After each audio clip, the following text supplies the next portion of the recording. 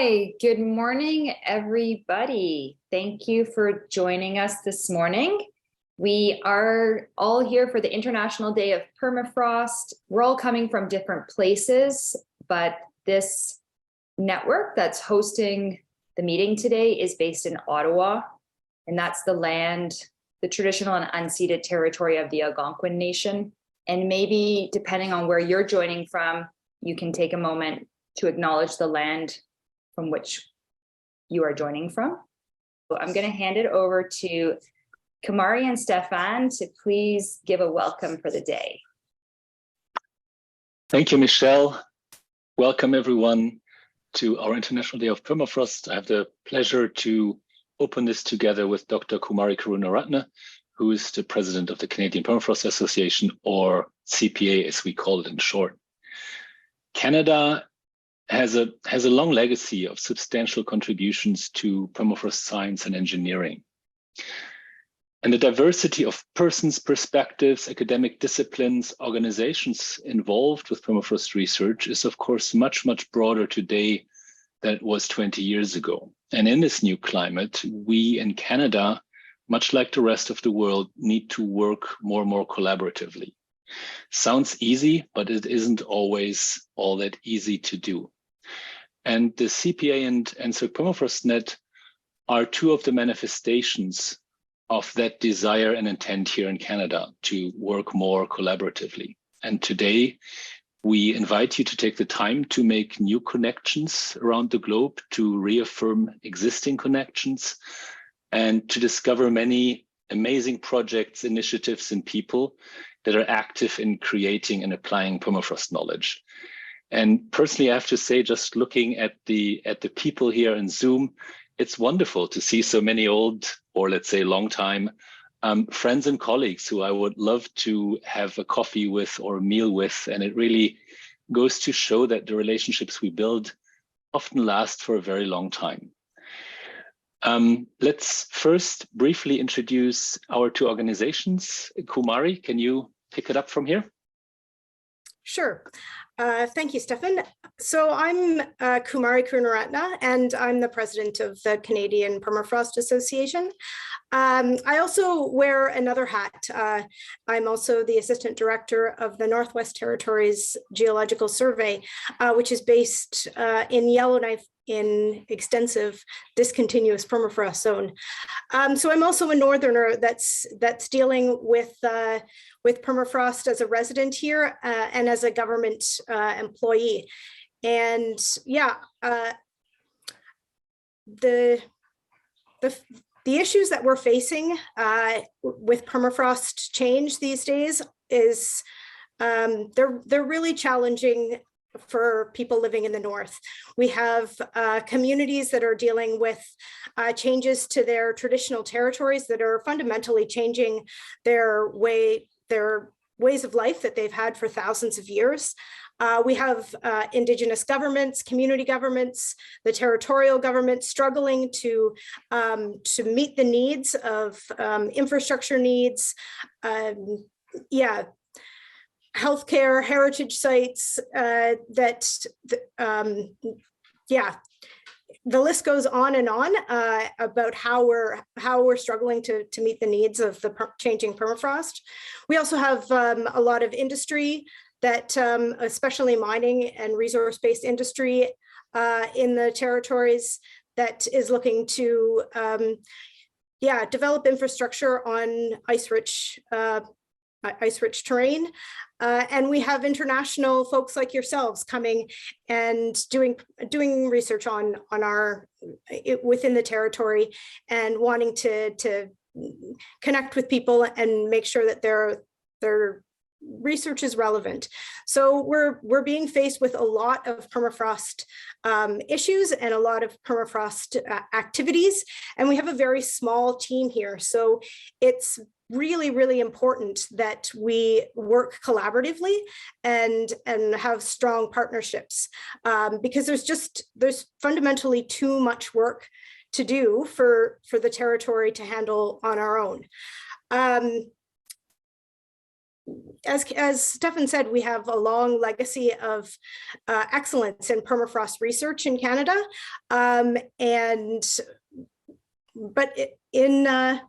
Things changed about 6 years ago.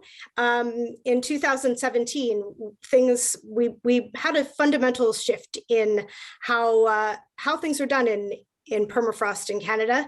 And in true Canadian style, it took somebody from outside of Canada to come here and say, maybe we could do something a bit differently. And that was Stephan Gruber, who came and said, you guys are excellent, but you seem to be, not working sort of in a coordinated way. You're working on different projects and are a bit isolated. And what would it take? Could we accomplish if we work together? And he hosted a meeting in 2017 at Carleton and invited absolutely everybody that was connected to permafrost, from industry to governments to researchers. And myself was there, as well as many people within the permafrost community today. And out of that meeting came the initiative to build the Canadian Permafrost Association.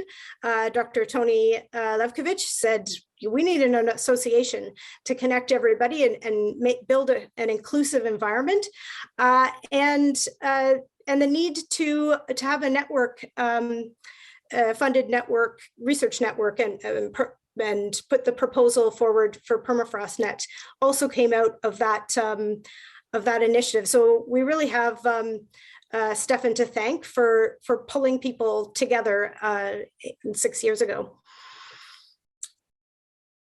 I am a teacher at heart. That's one of my sort of true identities. And I took an adult education course a few years ago and learned something about what it's like to learn, at any age. And fundamentally, when you're struggling and things are frustrating and you're having setbacks, but you keep focused on your goal, that's when the true learning is happening, when you're doing something that's worthwhile and your brain is fundamentally changing and growing. And this really struck me because anybody who's learned to ride a bike or play an instrument or finish a PhD has experienced this frustration and the sort of, face that struggle of keeping on the path. So over the past 6 years, we have definitely had setbacks, the pandemic being, just another curveball that we had to face. But we've overcome a lot when we've moved forward, and we're in a really excellent place now, and we still have a lot of ways that we need to grow and continue to grow. And this day today is an excellent opportunity to see some new ways of doing things and how Canada can interface with those, different ideas, new ways of doing things, and to share some of the things that we hold dear to our ways of research, including being inclusive and working on reconciliation with Indigenous partners and having two-way communication on permafrost issues. So this initiative, the work that we've done with the CPA and permafrost in Canada got a huge boost from the federal government by funding PermafrostNet. That gave us a bit of cash to be able to support initiatives like this. And so I'd like to ask Stephan to say a bit about PermafrostNet. Thank you very much, Kumari. And so this is the International Day, and in a way, I'm also international here on Canadian soil, even though I just recently became a Canadian. So I've been living and working here for 10 years. And before that, I've mostly worked in Europe and in mountains. And those 10 years and several amazing friendships that I've developed from professional context have really changed and continue to change how I view my role as an academic serving society. And that kind of ties back to what Kumari said about learning. And could I go back 10 years and peer into my brain? I don't think I would have thought that changes that happen in me, how I view my role as an academic, are as profound as they have been so far. And I really have all the wonderful relationships that we've built here to thank for that. And I hope with today, we can extend this a little bit further. So NSERC PermafrostNet is a Canadian research network that's funded 2019 to 2025. It supports 40 to 50 trainees, such as graduate students and postdocs, unites 11 universities with partners in government, industry, and indigenous communities. And because it is a strategic partnership network, these partners participate not only in the research, but also in the governance and in the decision-making. How are we spending the money? And that leads to many new connections and conversations that really reach from field work into policy making. And these really fertilize how we think about permafrost. And then naturally, we think ahead a little bit further than just 2025 and are active in catalyzing and in shaping Canadian strategic thinking about permafrost knowledge. And so we're thinking about this as a circle of permafrost stakeholder groups. And these groups with an interest in permafrost, there are many, they're diverse, and they're growing fast. And as we can see from the meeting today, that's not something that's just internal to Canada. Permafrost doesn't really recognize boundaries, and neither does climate change. And in this, if we see everyone as a contributor and a seeker of knowledge, if we can connect these stakeholder groups better, in the long term, we're likely to make much more efficient progress. And if I look at this personally, it makes for much more efficient and satisfying learning. So I hope that this day will be useful in better connecting us as a community.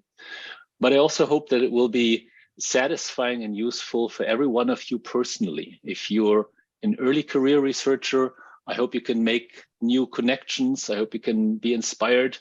And I hope you can find new collaboration and opportunities. And for those of us somewhere in the middle of our careers or in the later stage of our careers, it's good to establish and reaffirm relationships with a long view, because then they'll be ready when the call for proposal lands, usually with much too little time. In the end, collaboration and relationships just take time. And I appreciate all of you taking the time today to be with us here. And I want to hand over back to Michelle Laurie now.